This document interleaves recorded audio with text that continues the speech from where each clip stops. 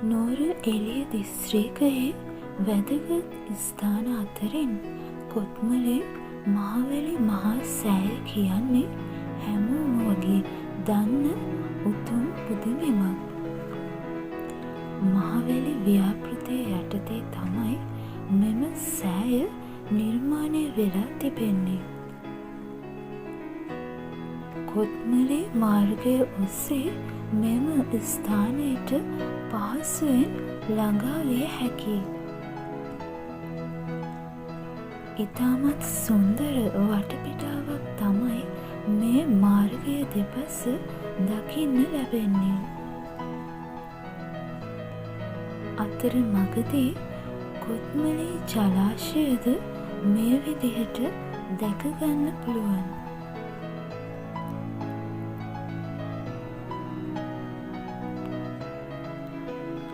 නුවර එළිය දිස්ත්‍රික්කයේ නිසා තරමක් ශීත දේශගුණයක් තමයි මේ ප්‍රදේශයේ පවතින්නේ.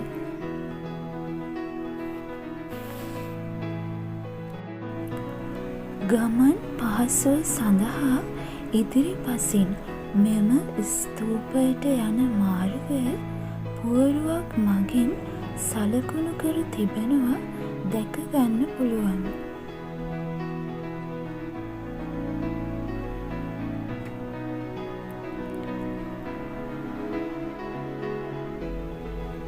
ඉදිරියෙන් දකින්න ලැබෙන්නේ මෙලෙස සලකුණු කර ඇති ස්ථානයයි.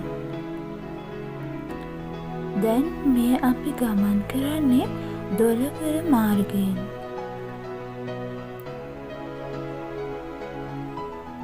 මෙම මාර්ගයෙන් ඉතාමත් කෙටි දුරක් තමයි මෙම ස්ථානයට යන්න තිබෙන්නේ.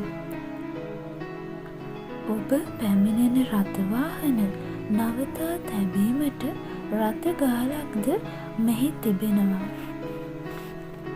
ඔබට මේ දකින්න ලැබෙන්නේ උතුම් මහවැලි මහා සෑයයි.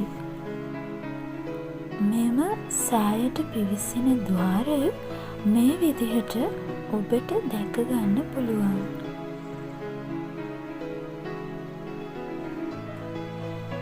පිටතින් බලන විට ඉතාමත් තේජාන්විත බවක් මෙම සෑයෙන් දිස්වනවා.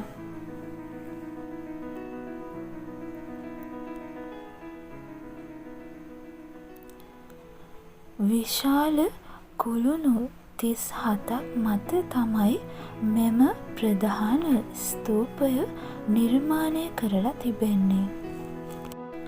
මහල් ත්‍රිත්වයකින් යුක්ත මෙම ස්තූපයේ ඇතුළත ඉහළ මහලේ තවත් ස්තූපයක් දැක ගන්න පුළුවන්.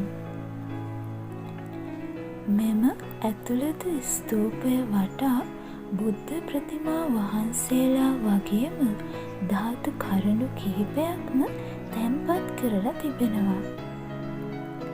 ඉතින් ඔයාලත් කැමති නම් මෙම ස්ථානයට බුද්ධ ප්‍රතිමා වහන්සේ නමක් හෝ ධාතු කරඬුවක් පූජා කරන්න පුළුවන් වගේම පොහොය දිනයකදී ඇවිත් මෙම සෑය ඇතුළත සිල් සමාදන් වෙන්නට හැකියාව තිබෙනවා. ඒ වගේම ප්‍රධාන ධාතු කරඬුව මත ධාතුන් වහන්සේලා කිහිප නමක්ම වැඩ සිටිනවා. ඔබට එය දැක බලා වන්දනා කර ගැනීමටද හැකියාව තිබෙනවා.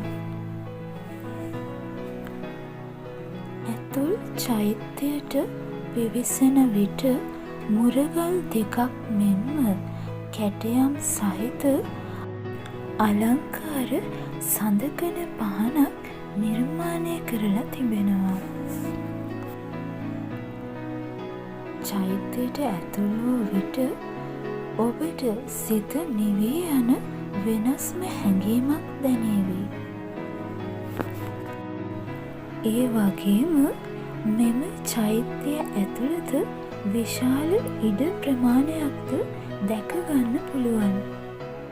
මහවැලි ව්‍යාපෘතිය යටතේ ගරු ගාමිණී දිසානායක මහතාගේ උදාර සංකල්පයක් මත තමයි මෙම සෑය නිර්මාණය කරලා තිබෙන්නේ.